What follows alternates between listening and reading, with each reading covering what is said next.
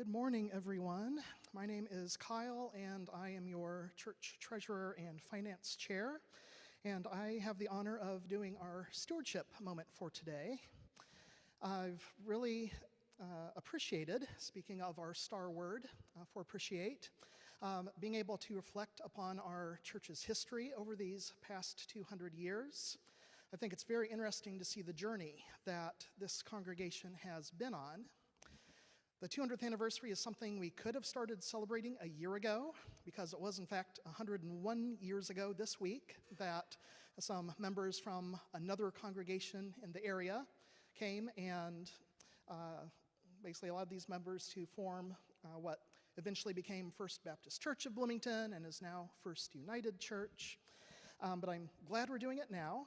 And because we're kind of reaching the climax and the culmination of the 200th anniversary and our stewardship campaign, I compiled a little timeline that you'll find among the many papers in your bulletin, probably towards the back. And I took information from a few resources. One is the 125th anniversary booklet, which is chock full of great information. Jessica's used it as well in some of the sermons over the past several months. And some reflections by Norm Overly at a couple different times at momentous occasions in the church's history. So I encourage you to look that over, maybe during the sermon, or hopefully not, maybe after the appreciation dinner later on. There's not a complete history, of course, but just little snapshots, little vignettes of what the church was dealing with throughout those past 2 centuries, the twists and turns of starting with single-digit number of members, growing a bit, oscillating back downwards, and dealing with financial difficulties as well at various times. I even included the tidbit of when the church's balance in their account was about $3. And, they did have trouble paying pastoral salaries and all that.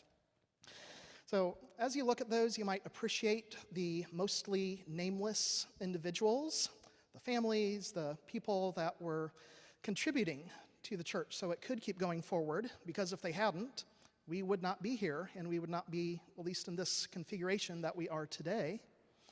And even though most are nameless, because for starters, Jessica pointed out, it was largely men, and then when women were doing anything they thought worth noting in these histories, they were referred to as like Mrs. John Q. Public and things like that. But these were real people. These were people that had real lives, real challenges of their own, and were trying to find their way forward to bring about the reign of God in this place and to follow the ways of Jesus as best they knew how at the time.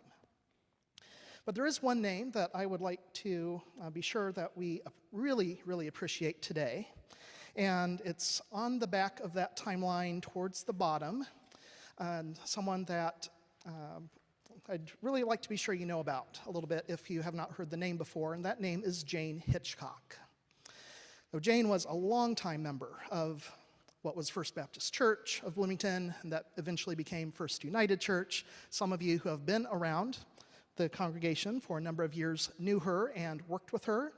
She was a church treasurer, and she knew the ins and outs of the church finances, and that is probably the reason that when she passed away in 2010, she left a very large bequest to the church.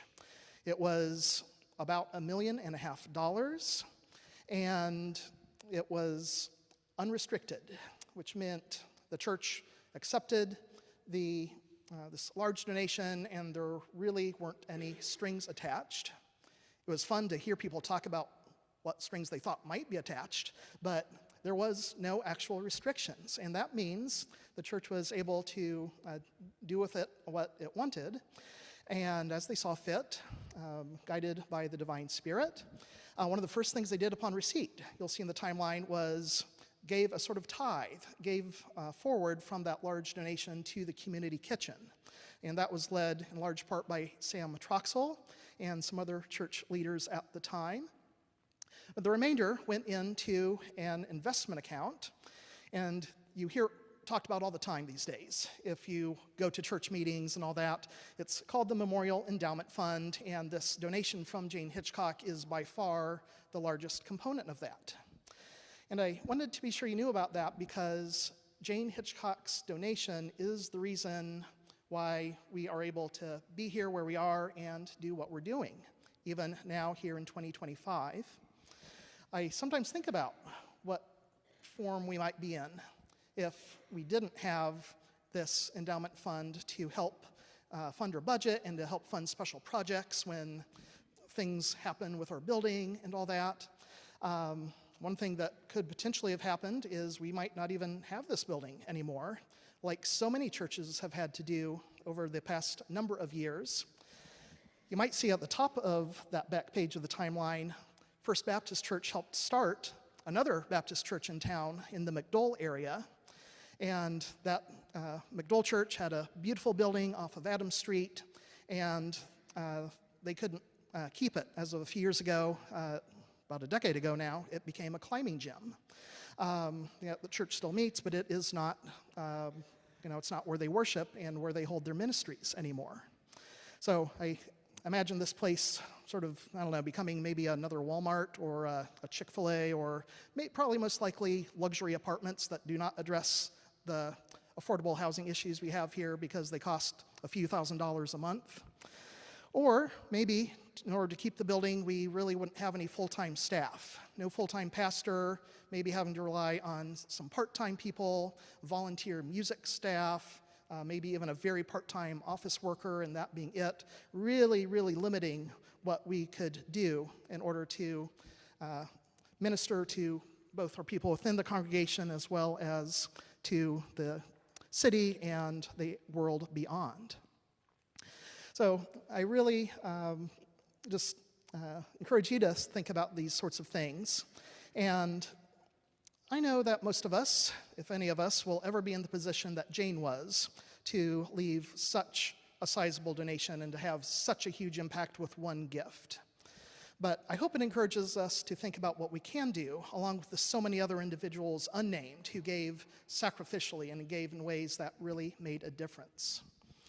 So as we wrap up our stewardship campaign, I do hope that you will think about today if you can, or shortly thereafter, next week, if you need more time to think about it. Think about how you could contribute to the financial portion of the church that does drive what we are able to do, the building that we are able to offer as low rent or no cost space for so many agencies that do meaningful work and not only ourselves. So you hopefully do have a pledge card. There's plenty others around, and we're collecting them up here, or you can put them in the offering plate. We will, of course, take them any time, but right now we're depending on seeing how the next year looks and what we might have to do to supplement from the endowment in order to carry out all the various things that we need to do. Another thing I hope you'll think about, it's not fun to think about for most people, but when we all come to terms with the fact that we're not here in this existence forever, and that whatever's next, it doesn't seem like we can take our stuff with us, our wealth with us, think about if you might be able to do something similar to what Jane did, even if it's not the same size and scale. Think about considering the church in what you leave behind. And we do have help with that if you want to talk with us. We are invested through the United Church funds very responsibly, and they offer some really wonderful resources that think about those sorts of plannings. So thanks for listening to me for a few minutes, and thank you for all the various ways that you give, not just financially, but of your time and your efforts. We are this one link in this congregation that's already been around 200 years, and I do think and hope and pray that we will continue to be whoever God is leading us and desiring us to be for another many decades and maybe even another 200 years. Thank you very much.